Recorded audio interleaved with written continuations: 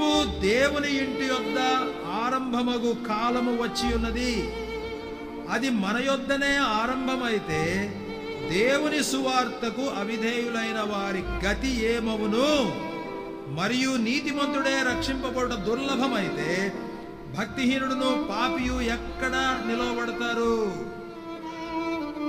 సహోదరులారా, ఏం మాట్లాడుతున్నాడు ఇక్కడ? ఆశీర్వాదాలు కుమ్మరిస్తానుగా చెప్తుంది ఆయన. ఏమని చెప్తున్నాడు? తీర్పు దేవుని ఇంటి యొద్ద అనగా దేవుని సంఘములో ప్రారంభం చేస్తాడు. నీ సంగతి తేల్చి యేసు ప్రభు అంటే ఎరగని వాళ్ళ దగ్గరికి వెళ్తాడు ఆయన. వెరీ డేంజరస్, చాలా ప్రమాదకరం. దేవుణ్ణి చూడవలసిన రీతిలో చూడండి. దేవుడు ప్రేమ గలవాడు, కరుణ గలవాడు, వాత్సల్యత గలవాడు, క్షమిస్తాడు. ఎన్నిసార్లు పాపం చేసి క్షమిస్తాడు. ఆయన దగ్గరికి కొంచెం చిన్న మాట మాడితే క్షమిస్తాడు. అవన్నీ ఆపాలి.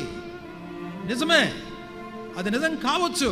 కానీ దాన్ని బట్టి దేవుణ్ణి తేలిక చేశారు. దేవుడు అంటే లెక్క లేకుండా బతుకుతున్నారు.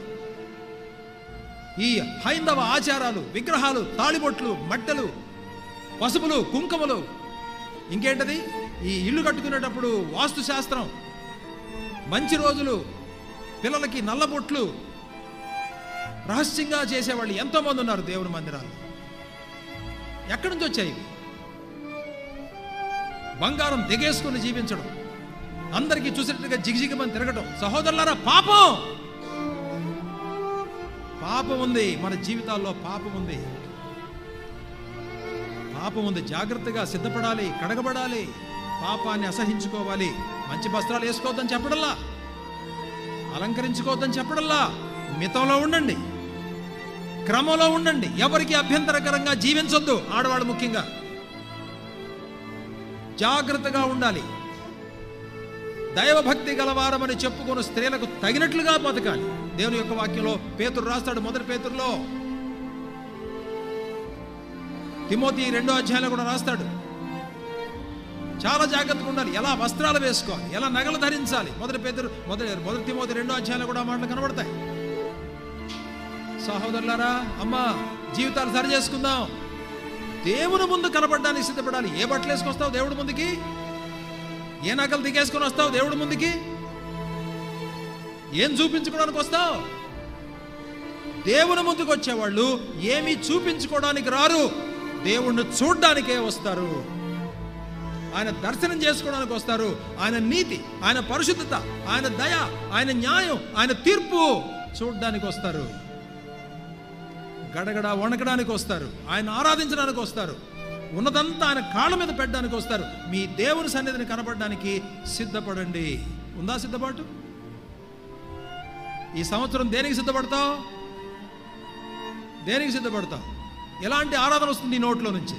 ఎన్ని సంవత్సరాలు పోయినా ఒకే ఒక ఆరాధన. ఆడేమన్నా చెప్పని, ఇక్కడ నిలబడ్డా వాడు ఏం చెప్పినా చేసేది మాత్రం ఏది పడితే చేస్తూ ఉంటారు. బుద్ధి లేదా? జ్ఞానం లేదా? సిగ్గని అనిపించట్లేదా?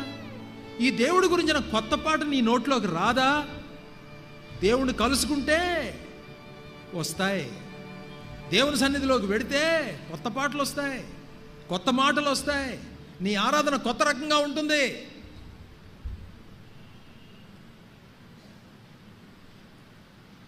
అనేక సంవత్సరాల క్రితం జోసెఫ్ గారిని ఒక ఆయన ఉండేవాడు సంఘంలో. చెప్పులు కుట్టుకునేవాడు ఆయన. ఎంతమంది తెలుసు జోసెఫ్ గారు? చాలా 4-5 తెలుసు, అంతకంటే తెలియదు. ఆ జోసెఫ్ గారు లేవలేక లేచేవాడు. వెనకాల కూర్చునేవాడు గోడ కానుకుని. పాత సియోన్లో 30 సంవత్సరాల పైన సంగతి చెప్తున్నాను నేను. ఆయన ఆరాధన చేసేటప్పుడు ఆయన చదువు రాదు. అతి కష్టం మీద కర్ర పట్టుకొని లేచి కాళ్ళు పట్టుకుపోయి ఉంటే, ఒక కాలు వంకరగా ఉంటే లేచి నిలబడి ఆరాధన చేస్తుంటే పరలోకం దిగొచ్చింది అన్నట్టుగా ఉండేది. ఎక్కడుందా ఆరాధన వేళ? ఎక్కడున్నారు అలాంటి వాళ్ళు? పెద్ద ఎక్కువ మంది పట్టించుకునేవాళ్ళు కదా ఆయన్ని. చేతులు మురిగ్గా ఉండేవి, కాళ్ళు పగిలిపోయి ఉండేవి, మురికి వాసన వచ్చేది. ఆ కావిరంగు బట్టలు వేసుకుని ఉండేవాడు. సువాసనే వచ్చేది కాదు, దుర్వాసన వచ్చేది కొంత ఆయన దగ్గర.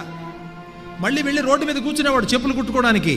ప్రభువుని ఆరాధించకుండా ఉండేవాడు కాదు. ఆయన ఆరాధిస్తుంటే నా ప్రాణం అంతా ఆయన ఆరాధన కోసం ఎదురు చూసేది. సత్యం చెప్తున్నాను మీ ముందు, ఆయన కలుసుకోకుండా నేను ఏనాడు ఇంటికి వెళ్ళేవాడిని కాదు. సహోదరుడు జోసెఫ్ గారిని చూసి ఆరాధన నేర్చుకున్నాను. నేర్చుకుందాం అనుకున్న ఆ రోజుల్లో, కానీ ఆయనలాగా ఆరాధించడం నా వల్ల కాలేదు. ఎందుకనంటే దేవుని దర్శనం కాలేదు.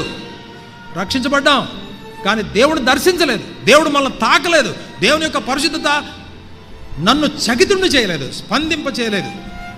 ఆరాధన ఊరికినే వచ్చేది కాదు, మాటలతో ఆరాధన రాదు, దేవుని దర్శనం మీద ఆధారపడి వస్తుంది ఆరాధన. ఎంతమందికి దర్శనం ఉంది? ఎంతమందికి దేవుడు తను తాను బయలుపరుచుకున్నాడు? ఎంతమందికి దేవుడు తన వాక్యం ద్వారా నేను ఫలానా అని ఎంతమందితో చెప్పాడు? ఎంతమందితో చెప్తే ఎంతమందికి అర్థమైంది?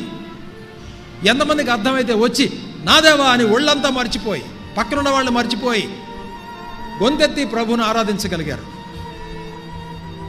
ఎక్కడికి వెళ్ళమంటే అక్కడికి వెళ్ళారు, ఏం చేయమంటే అది చేశారు, ఏ పనిస్తే నెరవేర్చారు. దేవుని ఆత్మ ఎలా నడిపిస్తే అలా నడుచుకున్నారు. ఇది తీసేయండి తీసేశారు, అది తెచ్చుకోంటే తెచ్చుకున్నారు, నువ్వు ఇలా మారాలంటే మారారు, ఇది వద్దంటే మానేశారు, అక్కడికి వెళ్ళొద్దంటే వెళ్ళలేదు, పొమ్మంటే పోయారు. దేవునికి దాసుడు అంటే ఎవరంటే దేవుని కాళ్ళ దగ్గర ఏ పని చేసినా ఆయన నోటి మాట కోసం కనిపెట్టేవాడిని దేవుని దాసుడు అని పిలుస్తారు. అందుకనే సంచులు వేసుకుని బైబిల్ పెట్టుకుని లేకపోతే నాలాగొచ్చి ప్రసంగం చేసేంత మాత్రాన దేవుని దాసులు అవ్వరు. యోబు ప్రసంగం చేయలా, దేవుడు దాసుడు అయ్యాడు. నా దాసుడైనా నా సేవకుడైనా యోబు సంగతి ఆలోచించావా అన్నాడు దేవుడు. దేవుడు కొందరిని మాత్రమే సేవకులుగా పిలిచాడు, కొందరు మాత్రమే దైవజనులుగా పిలిచాడు. మనం చాలామందిని ఇంట్రడ్యూస్ చేసేప్పుడు దైవజనులు దైవజనులు దైవజనులు కాదండి, దయచేసి వద్దు, అలాగే ఇంట్రడక్షన్లు చేయకండి. That's not correct. సహోదరులు అని చేయండి చాలు. మనం ఎంతలో ఉండాలో అంతలో ఉండటం చాలా మంచిది. మనం అంతటోళ్ళం కాలేదు. ఇంకా వాళ్ళు ఏమన్నారు? దేవునికి దాసులు అయ్యారు.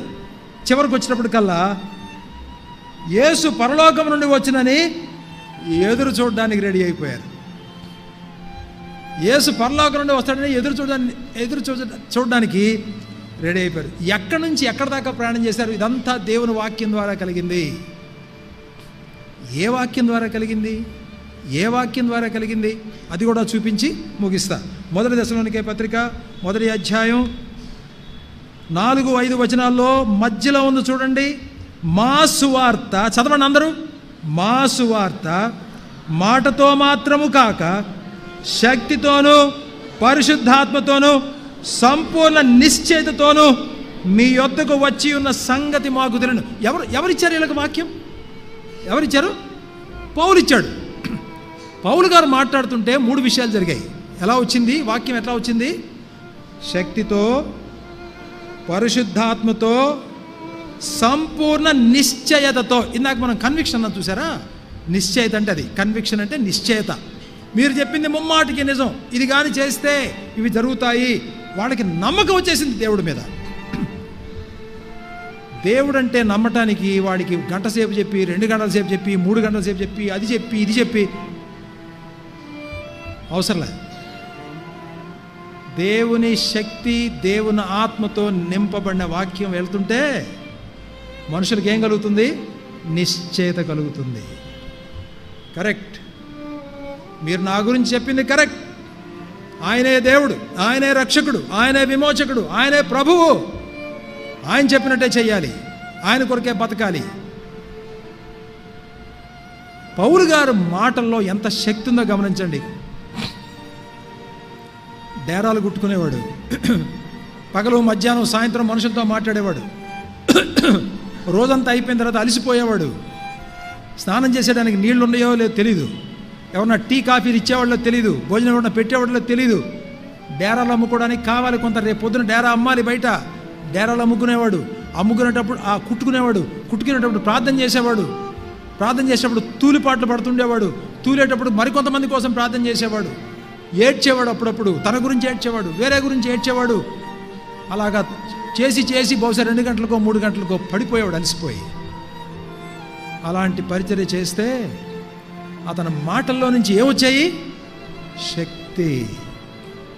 పరిశుద్ధాత్మ దేవుడు మనుషుల గుండెలు చీల్చగలిగిన సంపూర్ణ నిశ్చయత.